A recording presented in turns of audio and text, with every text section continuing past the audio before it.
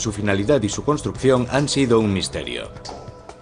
Sin ningún tipo de cemento. Durante años se creyó que esta ciudad en las montañas del Perú fue el último campo de batalla de la guerra entre incas y españoles. Pero, ¿cuál era la verdadera finalidad de este lugar? Para averiguarlo, examinaré antiguos manuscritos en busca de pistas. Esto podría ser una pista. Seguiré los pasos del hombre que descubrió al mundo este asentamiento inca. Ahí está. Y construiré un puente sobre un río embravecido para intentar averiguar quién construyó Machu Picchu y por qué. Vamos en busca de la verdad y haremos lo que haga falta para encontrarla.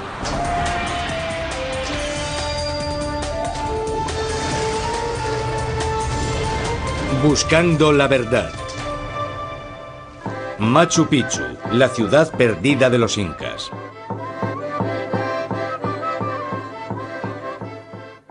Bienvenidos a Cuzco. Hace 600 años, esto era el centro del mayor imperio en la historia de las Américas. Lo gobernaban los incas. Hola, soy Josh Bernstein. He venido a Perú para explorar el yacimiento arqueológico más conocido del país, Machu Picchu. Para comprender este sorprendente lugar, me reúno con mi amigo Peter Frost, experto en la civilización inca. Sí, Cuzco y Machu Picchu. Esta vez Machu Picchu, ¿eh? Sí. Uno de los lugares más impresionantes del Imperio Inca. Estoy entusiasmado.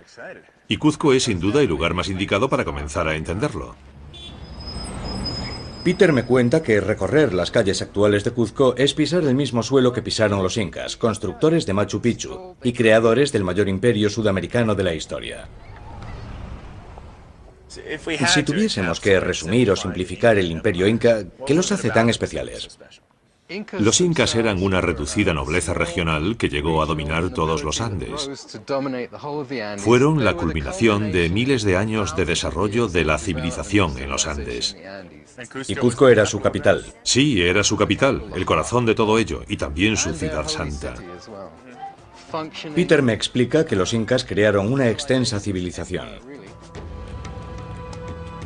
Se calcula que en solo unas pocas décadas, a partir del año 1438, la población bajo el dominio inca pasó de 100.000 a casi 6 millones de personas, distribuidas a lo largo de 4.000 kilómetros.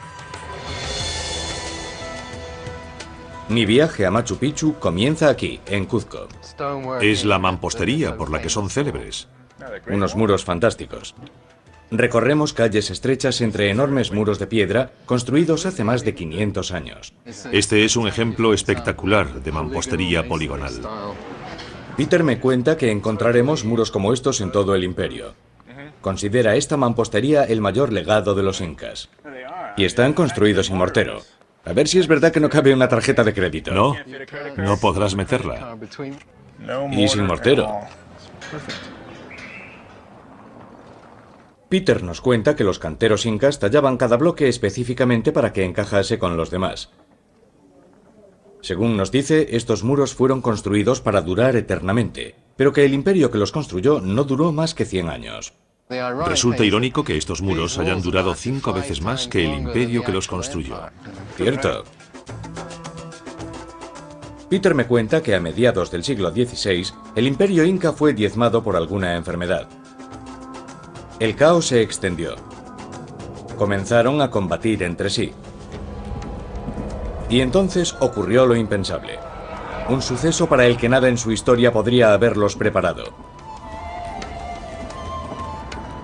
Habían sido debilitados por una epidemia y por la guerra civil que sufrieron inmediatamente después.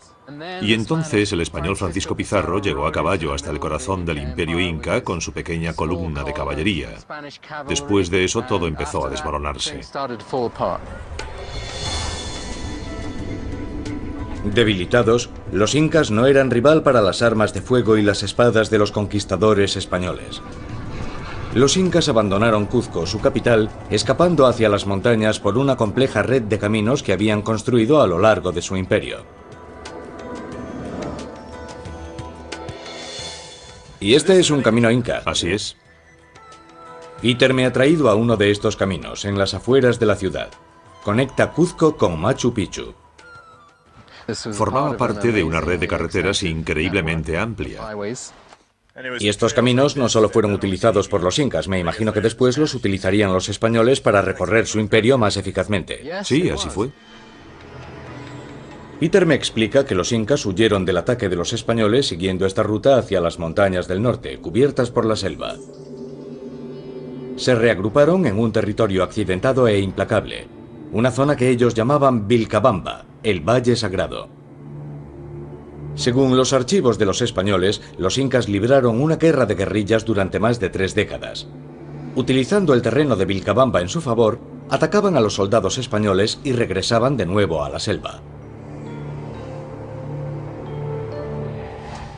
¿Cuál fue el fin de Vilcabamba? Al final, en 1572, los españoles organizaron una importante incursión e invadieron Vilcabamba. Ese fue realmente el fin del Imperio Inca. ¿Y su ubicación se perdió para siempre? Sí. Vilcabamba se convirtió en una leyenda. En los siglos siguientes, las historias de una ciudad inca perdida en lo alto de la selva del Perú alimentaron la imaginación de innumerables exploradores. Si tal ciudad había existido realmente, tenía que ser redescubierta. Y en 1911, un profesor de la Universidad de Yale estaba decidido a encontrarla. Su nombre era Hiram Bingham. Quería encontrar la ubicación de la última capital de los incas, que se había perdido en la historia. ¿Qué podría haber motivado a Bingham para buscar Vilcabamba? ¿La fama y la fortuna? Bueno, yo diría que más la fama que la fortuna, ya que era un profesor joven y ambicioso. No esperaba encontrar en Vilcabamba ningún tesoro como el oro perdido de los incas, pues los españoles lo habían llevado todo, pero sí esperaba lograr un gran descubrimiento académico.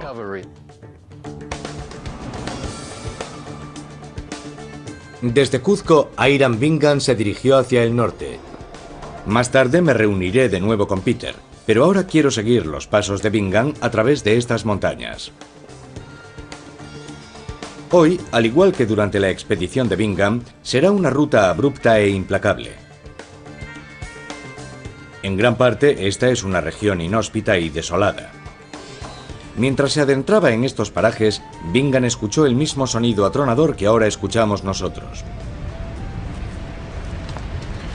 ¿Pueden oírlo? Es el río Urubamba. Para Hiram Bingham representaba un obstáculo que se interponía entre él y lo que esperaba que fuese Vilcabamba, y tenía que encontrar la forma de cruzarlo.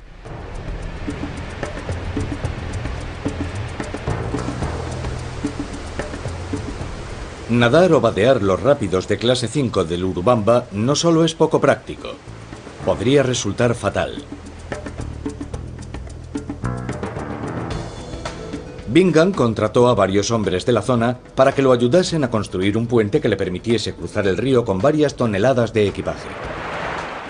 No sabemos qué sección del río cruzó Bingham, pero sí que utilizó los recursos disponibles en la zona para construir un puente sobre el Urubamba. Y eso es lo que yo voy a hacer. Bingham calculó que la construcción de un puente le ahorraría una semana de duras caminatas. Hola, Coco. Buenos días. Hola, ¿cómo estás? Bien, ¿y tú? También. Coco es el jefe de los hombres que hemos contratado.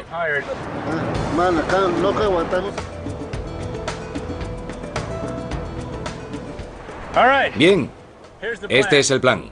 Primero, debo decir que nunca he hecho algo así, pero tampoco lo había hecho a Hiram Bingham. Utilizaremos nuestro ingenio y los recursos de la zona para cruzar este río por aquí. Coco y yo hemos decidido que lo haremos en 3 fases. Esta será la primera, desde esta roca hasta esa de ahí. Ya sé que estarán pensando, ¿por qué no lo cruzan a pie? Pues porque llevamos muchos bultos. La segunda fase va desde esa roca entre los rápidos a la gran roca blanca de allí. Serán unos 5 metros. Y la tercera y última fase será desde esa roca hasta la otra orilla. Lo haremos con troncos, cuerda y mucha creatividad. Será un proceso experimental. Con postes hechos con eucaliptos de la zona, nuestro puente comienza a tomar forma. Estamos atando unos troncos con otros. Primero los ato así, y después así.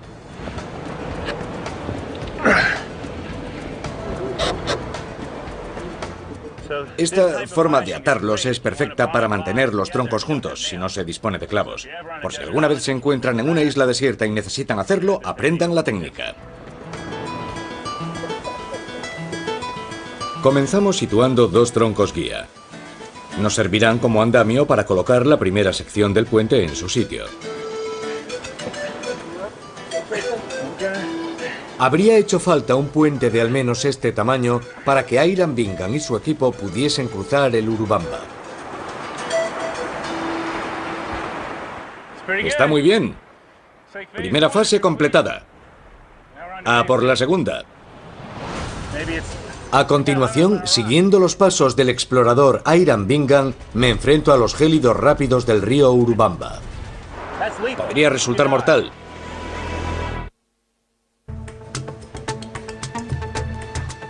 He venido a Sudamérica a explorar las ruinas más famosas de Sudamérica, Machu Picchu.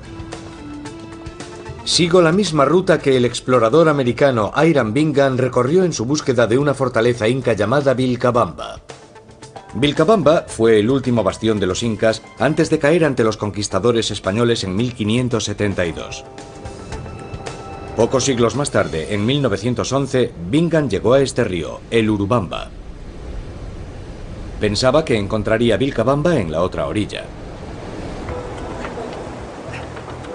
Al igual que Bingham, he encontrado un lugar por el que cruzar y al igual que su equipo, estamos construyendo un puente utilizando materiales de la zona. Está muy bien.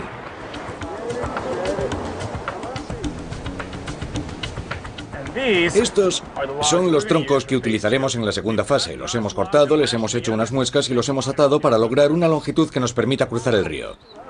¿Vale? ¿Vale? La parte más complicada es levantar el tronco para que sobresalga del agua. Vale.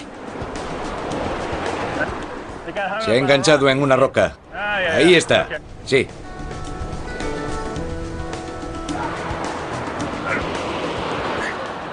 Resulta muy complicado controlar los troncos desde estos cantos rodados. Creo que se ha vuelto a enganchar. Llevamos medio día trabajando. Es una tarea dura y ni siquiera hemos llegado a la mitad del río. ¡Vamos allá! ¡Eso es! Sí. Aurelio se ofrece voluntario para ser el primero en probar nuestro inestable puente sobre los veloces y fríos rápidos. Como ven, llevan chalecos salvavidas. El río Urubamba es un clase 5, a veces un clase 6. Eso significa que si alguien cae en él podría resultar fatal.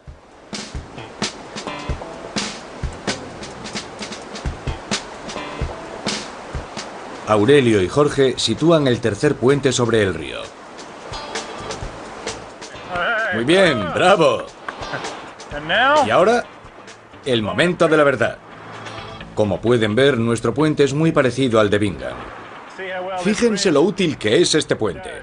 Hiram Bingham no llevaba chalecos salvavidas, así que yo tampoco. Vean cómo se mueve.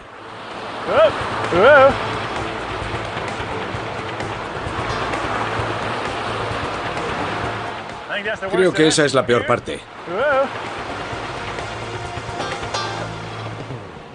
Ya está. Al llegar a la otra orilla, Bingham pudo llegar a lo que creía que era Vilcabamba, y su equipo lo siguió con los bultos. ¡Adelante, amigos!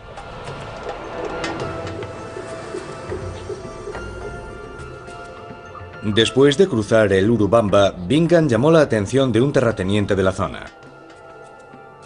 El generoso anfitrión de Bingham le habló acerca de un gran yacimiento inca en la cima de una montaña cercana que los lugareños llamaban Machu Picchu, el viejo pico.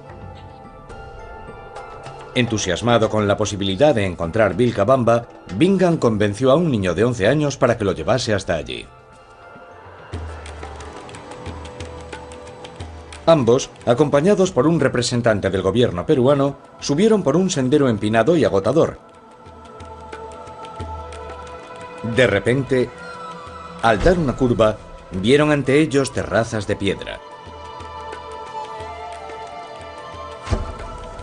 Hiram Bingham fotografió su descubrimiento. Muros gigantescos cubiertos por la vegetación de la selva. Compleja mampostería inca. Una ciudad entera, oculta entre las montañas. El 24 de julio de 1911, Hiram Bingham y sus acompañantes peruanos subieron a lo más alto de Machu Picchu, a casi 2.500 metros sobre el nivel del mar. Desde allí contemplaron una compleja estructura que abarcaba más de 13 kilómetros cuadrados. Bingham estaba convencido de haber encontrado Vilcabamba. Por aquí. Este es el camino inca, más concretamente la parte que une Cuzco y Machu Picchu, que está justo ahí. Es la primera vez que vengo. Miren eso. Dos preguntas. Una, ¿cuál era su finalidad? Y dos, ¿por qué lo construyeron aquí? Vamos a averiguarlo. Desde el descubrimiento de Bingham hace casi 100 años, han obligado a la selva a devolver su tesoro inca.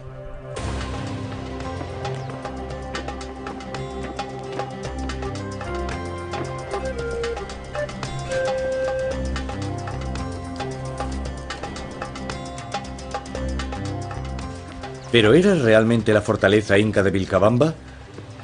Me reúno con Peter Frost, experto en los incas. Josh, Me alegro de volver a verte. ¿y yo de que hayas conseguido llegar? Sí. Este lugar es enorme. Bingham debió de pensar que esto era el descubrimiento del siglo. Entonces no tenía el mismo aspecto que ahora.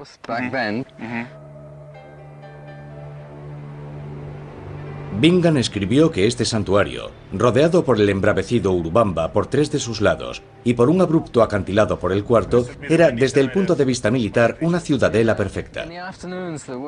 Según él, todo apuntaba a que era la fortaleza Vilcabamba.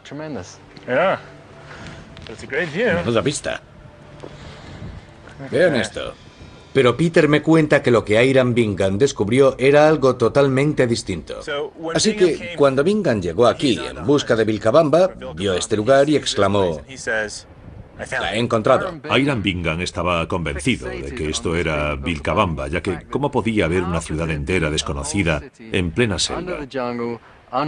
El hecho de que no hubiese noticia alguna de Machu Picchu le hizo creer que esto tenía que ser Vilcabamba. ¿Qué otra cosa podría ser? Pero entonces, ¿por qué este lugar no podía ser Vilcabamba?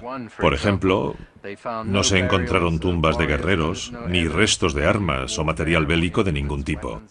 Pero el argumento definitivo fue que en la década de 1960 se descubrió la verdadera Vilcabamba a unos 80 kilómetros al noroeste de aquí.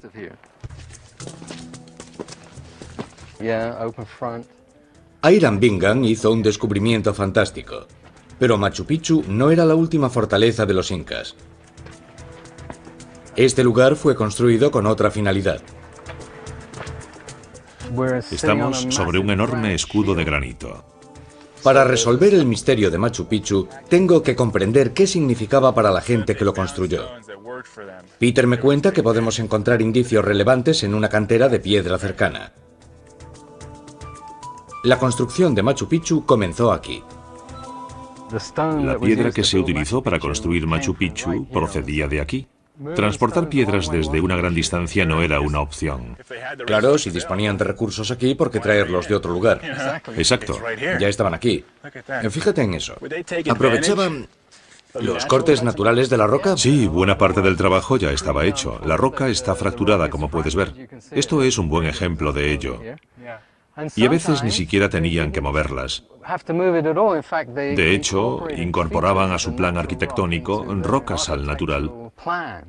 Parece que tenían una relación muy orgánica con la piedra. Es una buena forma de decirlo, ya que de algún modo rendían culto a la piedra. La consideraban un elemento de la naturaleza que adorar y utilizar de un modo muy respetuoso y reverencial. La piedra es una expresión de su vida ceremonial y espiritual. Los incas utilizaban para construir los recursos que encontraban a su alrededor y los tallaban con precisión allí donde los encontraban. Las piedras de Machu Picchu encajan como las piezas de un rompecabezas, fijando el edificio a la montaña. Esta es una de las obras de cantería más perfectas del Imperio Inca. Mira estas. Son enormes. Una gran muesca tallada para sostener las vigas de un techo. Yo mido 1,85 con las botas puestas y no llego hasta arriba. ¿Cuánto medirá esto? 2,75. Y llega hasta aquí. Voy a sacar una tarjeta otra vez. La misma habilidad. No es posible introducirla. No cabe. No, definitivamente no cabe. Peter cree que las piedras de Machu Picchu revelan mucho más sobre los incas que su habilidad artística. Según él, estas piedras son la prueba de una faceta crucial de la espiritualidad inca. Recibe el nombre de geografía sagrada, una conexión espiritual no solo entre las rocas y las montañas, sino entre estas piedras, este pueblo y los cielos. Esto es lo que quería enseñarte. Probablemente es la piedra tallada más famosa de Machu Picchu y quizá de todo Perú, el famoso Intihuatana, que significa el poste al que atar el sol. ¿Y esto no fue tallado y luego traído hasta aquí? No, es el lecho de roca. Encontraron una roca que sobresalía y tallaron su extremo superior. Es el punto más elevado de la parte principal de las ruinas. Creo que este lugar representaba un gran poder. Peter me explica que el Intihuatana se encuentra en el centro de 4 montañas orientadas directamente al norte y al sur, y al este y el oeste.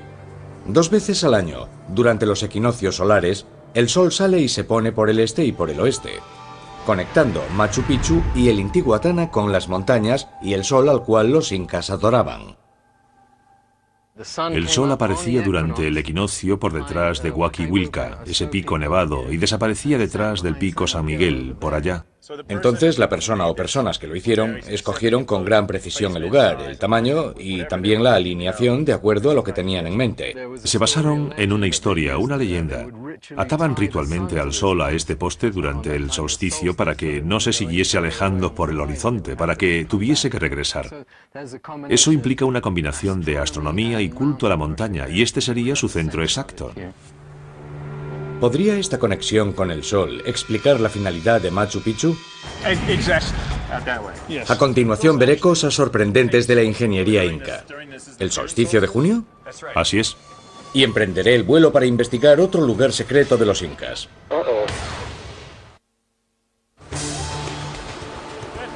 Siguiendo la ruta del explorador americano Hiram Bingham, he podido contemplar las ruinas incas que él dio a conocer. Machu Picchu. Mi meta es averiguar quién construyó este lugar y por qué. He comprobado que Machu Picchu no fue la última fortaleza de los incas. Era un lugar totalmente diferente. El famoso Intihuatana, como llamaban al poste al que ataban el sol. Fue construido alrededor de un monumento central situado para seguir los movimientos del sol. ¿Era Machu Picchu un observatorio solar? Para averiguarlo, cuento con la ayuda del arqueólogo Gary Sigler. Josh, me alegro. Yo también. Vamos de aventuras. A volar. A volar. En 2003, Gary lideró una expedición a unas ruinas incas cercanas conocidas como Yactapata, donde descubrió unas asombrosas alineaciones solares similares a las de Machu Picchu. ¿Listo? Gary dice que una visita a Yactapata puede ofrecerme indicios importantes sobre la importancia de Machu Picchu en el mundo inca. Vamos allá.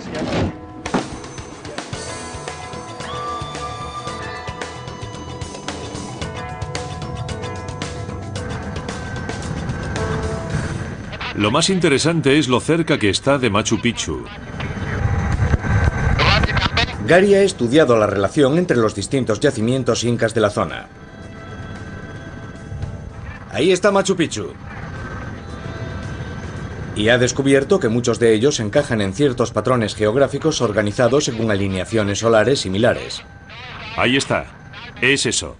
Es el sector 1 de Yactapata. Vemos Yactapata desde arriba. Y descubrimos una gran sorpresa en plena pista de aterrizaje.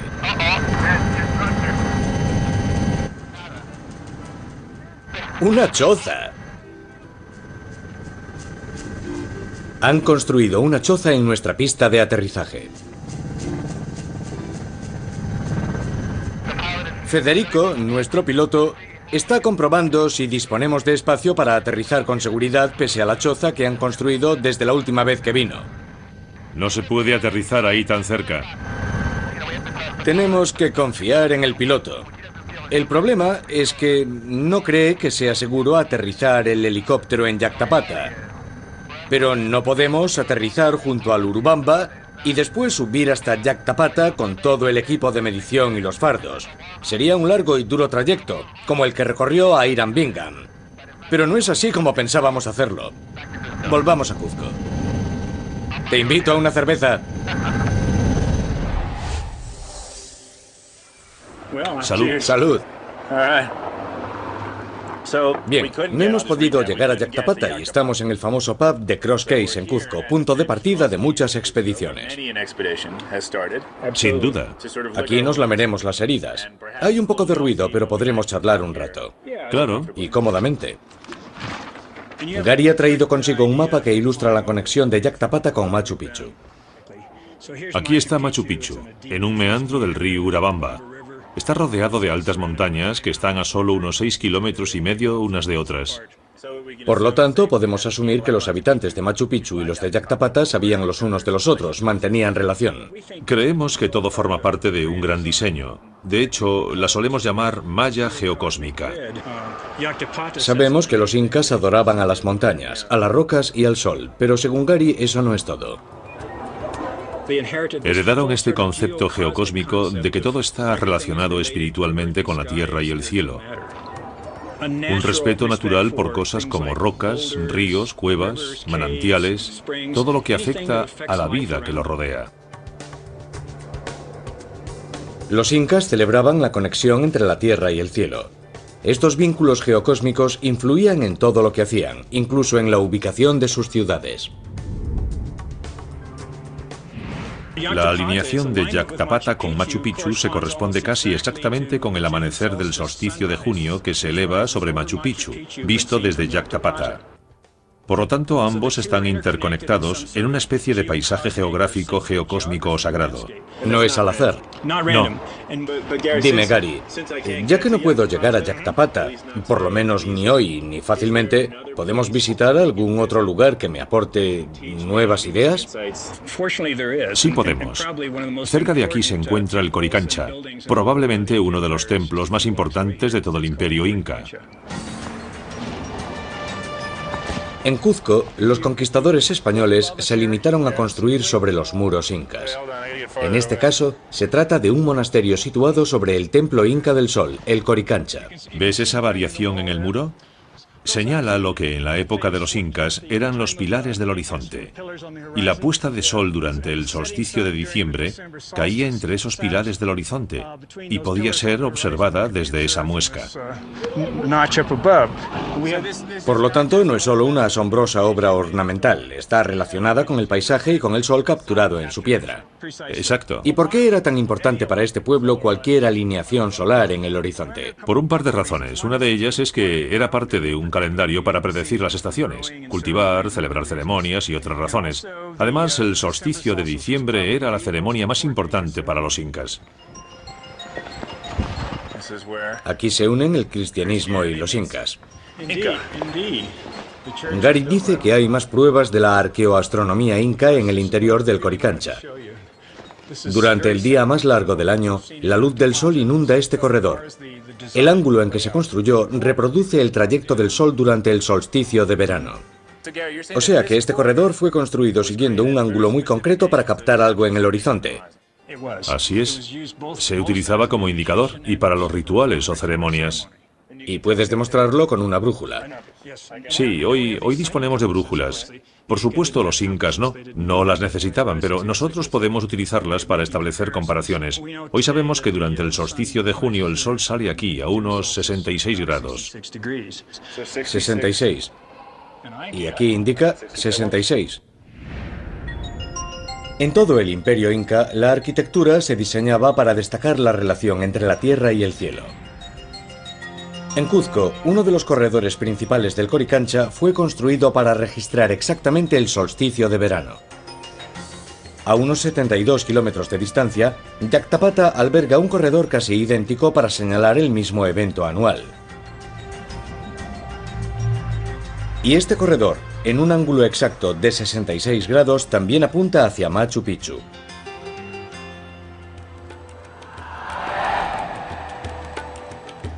En Machu Picchu había lugares para celebrar ceremonias, utilizados para rendir culto y observar el sol. Y fue construido en el centro de una compleja malla conectada a otras ciudades incas por su posición bajo los cielos. Por estas razones, muchos expertos creen que Machu Picchu fue construido específicamente como un lugar destinado al culto solar. A continuación, unos amigos peludos me ofrecen una exclusiva. Eres una llama feliz. Y descubriré lo que las momias incas pueden aportar sobre el lugar. He cruzado Perú a pie y por aire para intentar resolver los misterios de Machu Picchu. He aprendido que no fue, como antaño se pensaba, la última fortaleza de los incas.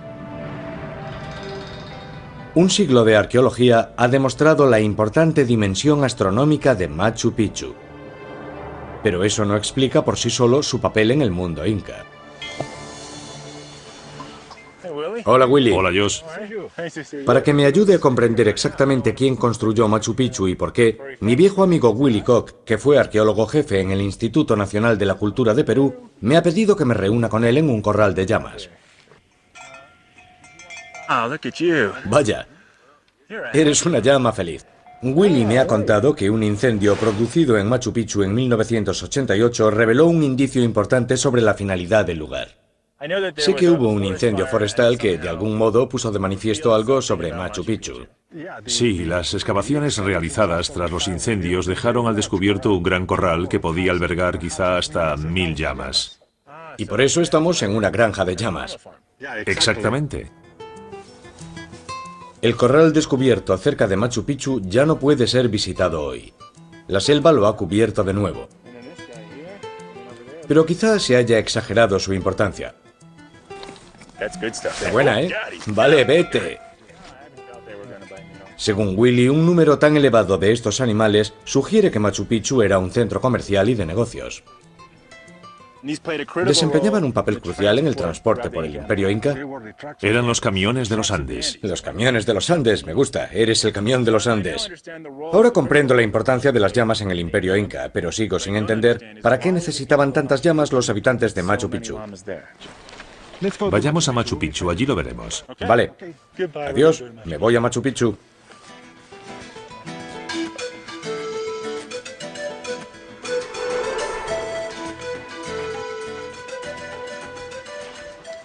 ¿Para qué necesitaban tantas llamas o alpacas? Aquí había un verdadero poder económico. Echa un vistazo alrededor. Cuando sabes qué buscar, hay muchos elementos en Machu Picchu que indican que este lugar fue un próspero centro del comercio y la agricultura. Estas terrazas, por ejemplo, podían producir mucho más alimento del que necesitaría la población local.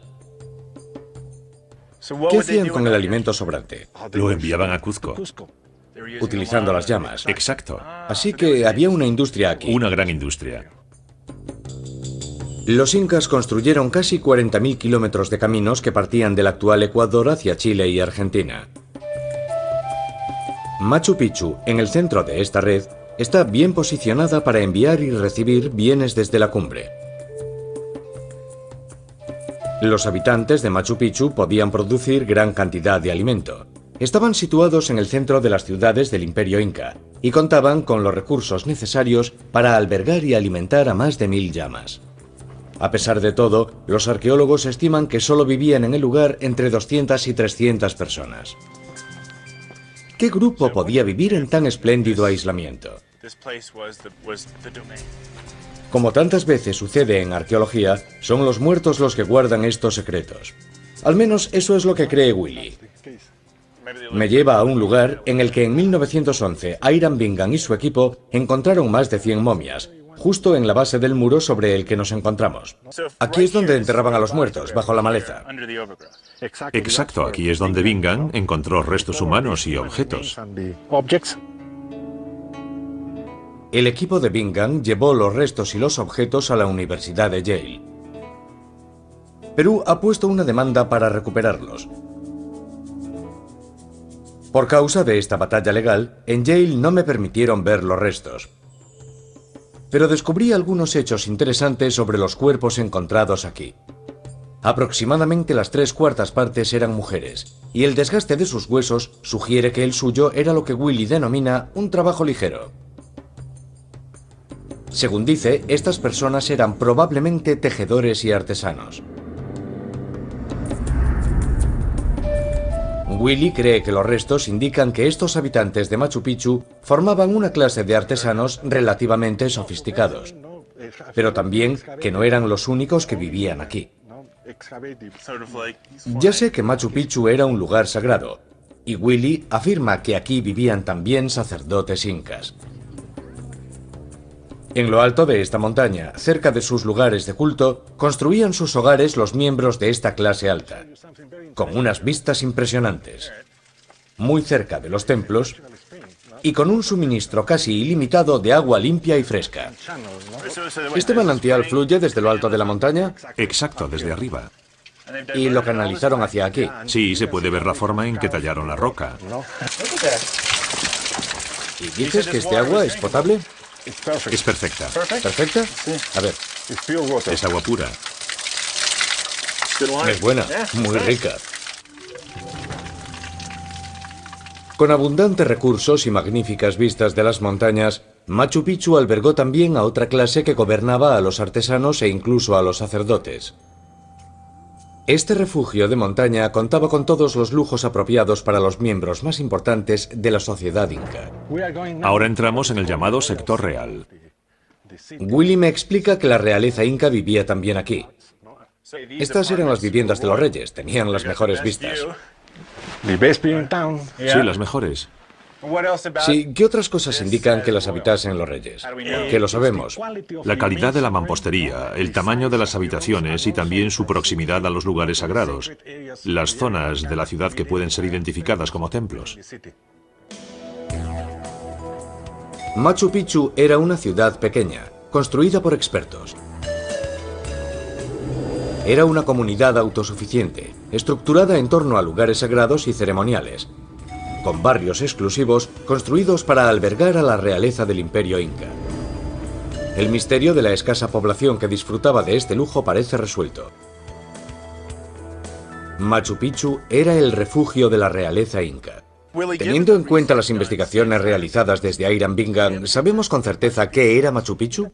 Parece haber sido propiedad de la realeza, no era una capital. Sin duda se trataba del lugar apropiado para un rey. ¿Han determinado los arqueólogos qué rey pudo haber sido? La verdad es que tenemos una idea bastante clara. Parece que existen pruebas irrefutables sobre el creador de Machu Picchu en un archivo polvoriento que se encuentra en otro lugar. Este libro podría darnos algunas pistas. A continuación, en los registros de los invasores españoles, siglo XVIII. Siglo XVII. Descubro la prueba definitiva de quién construyó Machu Picchu. Yo voy primeramente. From here? He recorrido Perú en busca de pistas sobre el origen de Machu Picchu. ¿Quién construyó este lugar y por qué? He descubierto que no fue la última y legendaria fortaleza de los incas, como los primeros exploradores creían. Tampoco era exclusivamente un lugar de peregrinación y culto al sol. Machu Picchu también era el lugar donde convivían reyes, sacerdotes y plebeyos en un enclave montañoso distinto a todo lo que había visto hasta ahora.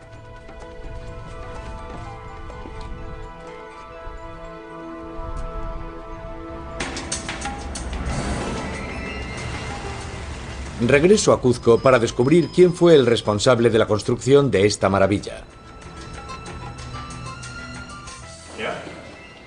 El arqueólogo Willy Koch me acompaña al Archivo Nacional de Perú, donde crónicas españolas de siglos de antigüedad guardan la clave para desvelar el origen de Machu Picchu.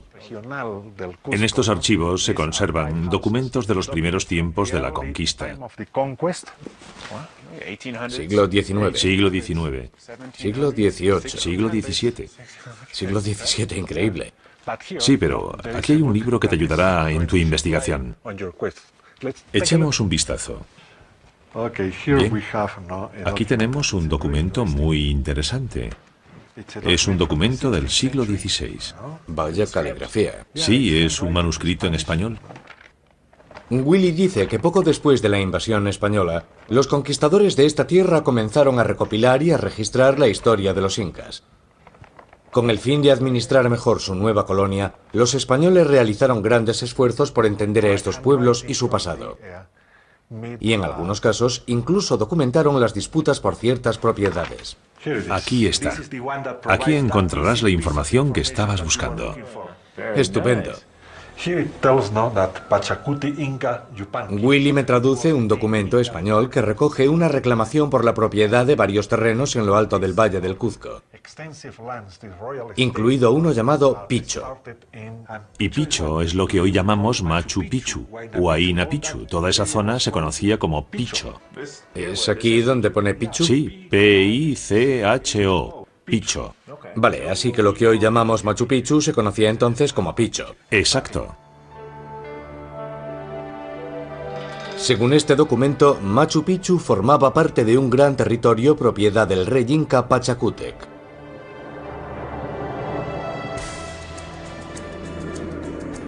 Willy me explica que Pachacútec fue el artífice de Machu Picchu. A partir de 1438, lideró la gran expansión inca. Por medio de tratados y de la guerra, unió a las tribus de los Andes para construir un imperio. Después, construyó Machu Picchu. Para Pachacútec, Machu Picchu era el lugar desde donde administrar su imperio a distancia, en lo más profundo del valle sagrado de su pueblo, y lejos de Cuzco, la bulliciosa capital. ¿Por qué aparece información acerca de Pachacútec y Picho en un archivo español? Poco después de la conquista, la nobleza inca reclamó a la corona el derecho a la posesión de sus tierras. Tuvieron que reclamar su propia tierra. Exacto. Tenían que ser reconocidos con el fin de obtener derechos legales sobre lo que antes eran sus propiedades. Estas páginas son documentos legales sobre esos procesos. Registros de ese desafío a los tribunales españoles. Sorprendentemente, los incas ganaron. Según parece, incluso sin haber visto jamás Machu Picchu o los más pequeños lugares montañosos que lo rodean, los españoles devolvieron a Pachacútec su territorio. Y también Machu Picchu, oculto en lo más profundo del mismo. Sin este documento, no habríamos sabido ni quién construyó Machu Picchu ni cuál era su finalidad. Exactamente, así es. Me alegro de que exista. Sí. Lo que los españoles arrebataron y más tarde devolvieron era un lugar de enorme importancia para la vida espiritual de los incas. En la actualidad, Machu Picchu es una de las joyas de la corona de la arqueología, pero estuvo abandonada e invadida por la selva durante siglos hasta que el profesor americano Hiram Bingham la redescubrió. Tal vez la ubicación de Machu Picchu se convirtió en un secreto muy bien guardado. Tal vez los caminos que conducían a esta ciudad fueron ocultados, invadidos por la maleza o destruidos. No sabemos qué sucedió. Pero sí sabemos que no hay pruebas de que los conquistadores españoles llegasen nunca a esta ciudad sagrada de los Andes.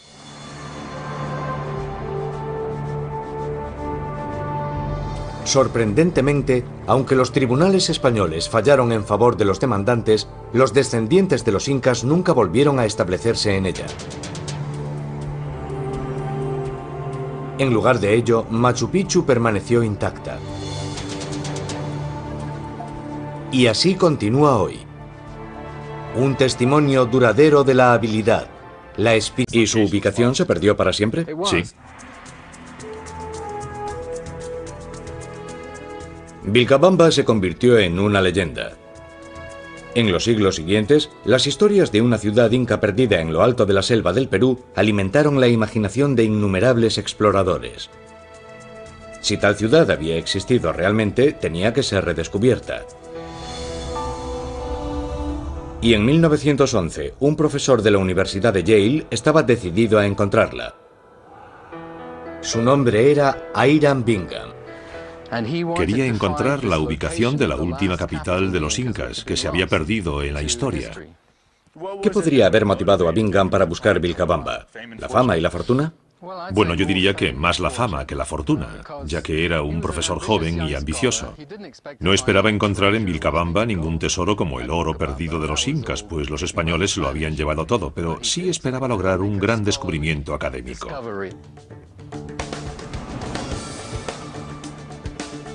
Desde Cuzco, Hiram Bingham se dirigió hacia el norte. Más tarde me reuniré de nuevo con Peter, pero ahora quiero seguir los pasos de Bingham a través de estas montañas. Hoy, al igual que durante la expedición de Bingham, será una ruta abrupta e implacable. En gran parte, esta es una región inhóspita y desolada. Espectacular de mampostería poligonal. Peter me cuenta que encontraremos muros como estos en todo el imperio. Considera esta mampostería el mayor legado de los incas. Y están construidos sin mortero. A ver si es verdad que no cabe una tarjeta de crédito. No, no podrás meterla. Y sin mortero. Peter nos cuenta que los canteros incas tallaban cada bloque específicamente para que encajase con los demás. Según nos dice, estos muros fueron construidos para durar eternamente, pero que el imperio que los construyó no duró más que 100 años. Resulta irónico que estos muros hayan durado 5 veces más que el imperio que los construyó. Cierto. Peter me cuenta que a mediados del siglo XVI, el imperio inca fue diezmado por alguna enfermedad. El caos se extendió. Comenzaron a combatir entre sí. Y entonces ocurrió lo impensable. Un suceso para el que nada en su historia podría haberlos preparado. Habían sido debilitados por una epidemia y por la guerra civil que sufrieron inmediatamente después. Y entonces el español Francisco Pizarro llegó a caballo hasta el corazón del imperio inca con su pequeña columna de caballería. Después de eso todo empezó a desmoronarse. Debilitados, los incas no eran rival para las armas de fuego y las espadas de los conquistadores españoles. Los incas abandonaron Cuzco, su capital, escapando hacia las montañas por una compleja red de caminos que habían construido a lo largo de su imperio. Y este es un camino inca. Así es. Peter me ha traído a uno de estos caminos, en las afueras de la ciudad. Conecta Cuzco con Machu Picchu. Formaba parte de una red de carreteras increíblemente amplia. Y estos caminos no solo fueron utilizados por los incas, me imagino que después los utilizarían los españoles para recorrer su imperio más eficazmente. Sí, así fue. Peter me explica que los incas huyeron del ataque de los españoles siguiendo esta ruta hacia las montañas del norte, cubiertas por la selva. Se reagruparon en un territorio accidentado e implacable, una zona que ellos llamaban Vilcabamba, el Valle Sagrado. Según los archivos de los españoles, los incas libraron una guerra de guerrillas durante más de 3 décadas. Utilizando el terreno de Vilcabamba en su favor, atacaban a los soldados españoles y regresaban de nuevo a la selva. ¿Cuál fue el fin de Vilcabamba? Al final, en 1572, los españoles organizaron una importante incursión e invadieron Vilcabamba. Ese fue realmente el fin del imperio inca. Sí, Cuzco y Machu Picchu. Esta vez Machu Picchu, ¿eh? Sí, Uno de los lugares más impresionantes del imperio inca. estoy entusiasmado. Y Cuzco es sin duda el lugar más indicado para comenzar a entenderlo. Peter me cuenta que recorrer las calles actuales de Cuzco es pisar el mismo suelo que pisaron los incas, constructores de Machu Picchu y creadores del mayor imperio sudamericano de la historia. Si tuviésemos que resumir o simplificar el imperio inca, ¿qué los hace tan especiales? Los incas eran una reducida nobleza regional que llegó a dominar todos los Andes. Fueron la culminación de miles de años de desarrollo de la civilización en los Andes. Y Cuzco era su capital. Sí, era su capital, el corazón de todo ello, y también su ciudad santa. Peter me explica que los incas crearon una extensa civilización. Se calcula que en solo unas pocas décadas, a partir del año 1438, la población bajo el dominio inca pasó de 100.000 a casi 6 millones de personas, distribuidas a lo largo de 4.000 kilómetros. Mi viaje a Machu Picchu comienza aquí, en Cuzco. Es la mampostería por la que son célebres. Unos muros fantásticos. Recorremos calles estrechas entre enormes muros de piedra construidos hace más de 500 años. Este es un ejemplo espectacular. Su finalidad y su construcción han sido un misterio. Sin ningún tipo de cemento. Durante años se creyó que esta ciudad en las montañas del Perú fue el último campo de batalla de la guerra entre incas y españoles. Pero, ¿cuál era la verdadera finalidad de este lugar? Para averiguarlo, examinaré antiguos manuscritos en busca de pistas. Esto podría ser una pista. Seguiré los pasos del hombre que descubrió al mundo este asentamiento inca. Ahí está. Y construiré un puente sobre un río embravecido para intentar averiguar quién construyó Machu Picchu y por qué. Vamos en busca de la verdad y haremos lo que haga falta para encontrarla.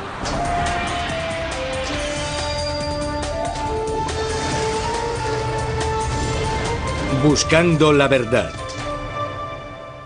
Machu Picchu, la ciudad perdida de los incas.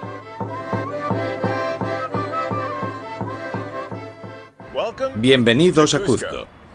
Hace 600 años esto era el centro del mayor imperio en la historia de las Américas. Lo gobernaban los incas. Hola, soy Josh Bernstein. He venido a Perú para explorar el yacimiento arqueológico más conocido del país, Machu Picchu. Para comprender este sorprendente lugar me reúno con mi amigo Peter Frost, experto en la civilización inca.